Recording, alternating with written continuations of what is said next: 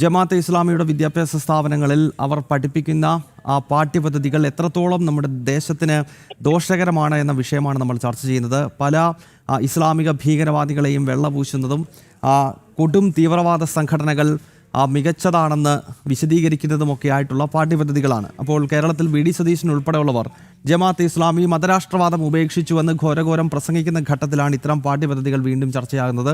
അങ്ങ് എങ്ങനെയാണ് ഈ വിഷയത്തോട് പ്രതികരിക്കുന്നത്? ജമാഅത്തെ ഇസ്ലാമി അവരുടെ ആശയത്തിൽ ഒരു തരത്തിലുള്ള വിട്ടുവീഴ്ചയും ചെയ്തിട്ടില്ല എന്ന് അവർക്ക് വ്യക്തമാക്കിയിട്ടുണ്ട് പല സന്ദർഭങ്ങളും.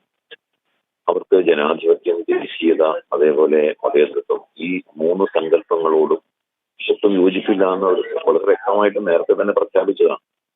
ദേശീയത എന്നുള്ളത് തെറ്റായിട്ടുള്ള ഒരു സങ്കല്പമാണ്, ജനാധിപത്യം ഒരിക്കലും അംഗീകരിക്കാൻ പറ്റാത്തതാണ് എന്നും മതേതരത്വം യഥാർത്ഥത്തിൽ അത് അവരുടെ ഇസ്ലാമിക രാജ്യം എന്ന സങ്കല്പത്തിനെതിരാണ് എന്നും അവർക്ക് വ്യക്തമാക്കിയിട്ടുണ്ട്.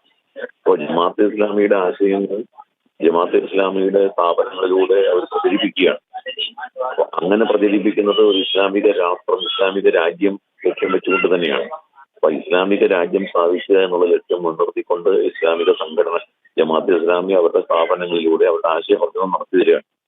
അതങ്ങനെ ചെയ്യുന്ന സമയത്ത് അതങ്ങനെയല്ല, ജമാഅത്തെ ഇസ്ലാമി അവരുടെ നിലപാട് മാറ്റി എന്നൊക്കെ പറയുമ്പോൾ അത് 10 വോട്ടിന് വേണ്ടി മാത്രമാണ് എന്നുള്ള കാര്യത്തിൽ യാതൊരു സംശയമില്ല.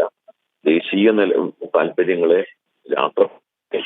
രാഷ്ട്രത്തിന്റെ അഖണ്ഡതയെ, സുരക്ഷയെ ഒക്കെ അപകടത്തിലാക്കിക്കൊണ്ട് കോൺഗ്രസ് അടക്കമുള്ള രാഷ്ട്രീയ പ്രസ്ഥാനങ്ങൾ ഈ തീവ്രവാദ പ്രസ്ഥാനങ്ങളുമായിട്ട് കൂട്ടിച്ചേരാൻ ഒരു മടിയും കാണിക്കുന്നില്ല.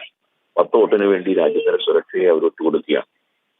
അതാണ് ഇപ്പോ ഈ നിലപാടുകളിൽ നിന്നും മനസ്സിലാക്കുന്നത്. ജമാഅത്തെ ഇസ്ലാമി യഥാർത്ഥത്തിൽ അവര് ഒരു തീവ്രവാദ സംഘടന എന്നുള്ള നിലയ്ക്ക് പൊതുരംഗത്ത് പ്രവർത്തിക്കുന്നത് ആളുകളെ റാഡിക്കലൈസ് ചെയ്തുകൊണ്ടാണ്.